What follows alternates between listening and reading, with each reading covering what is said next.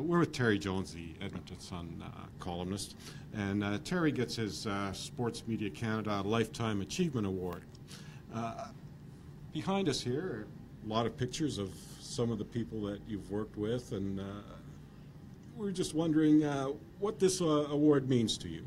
I don't think most people are really, as conscious of this award as the Hockey Hall of Fame. I got to be the only guy in history that went into the writers section of the Hockey Hall of Fame, and 11 months later ended up with these guys behind me. But to this writer, anyhow, this ranks right up there with it. These are the guys. They're all Canadians, and these are the guys who are my idols at a very young age, when other guys still had hockey players and football players as their idols.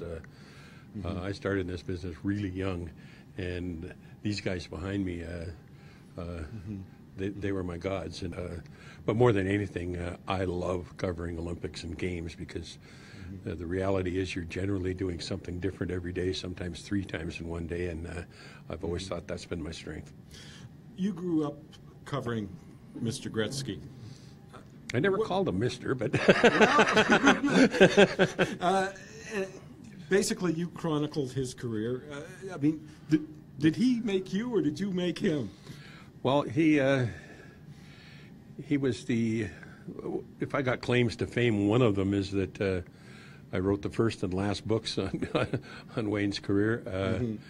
He's a remarkable guy. What you see is what you get. I remember early on he had to change his phone number every 3rd month, and he'd call you and give you his new number.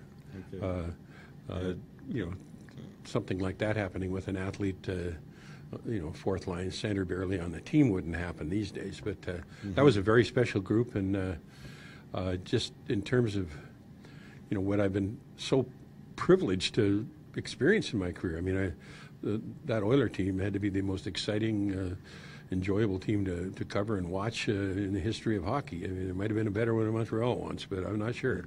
And to follow that up with 5 Grey Cups in a row with Warren Moon and that gang, and just all the athletes I've covered out of Edmonton, Kurt Browning, Christy Yamaguchi. The U.S. was trained there for years. Terry, could you tell us how you got started in this business? Grade 7. Royal Canadian Legion essay contest, $10 first prize, 500 words, what Remembrance Day means to me.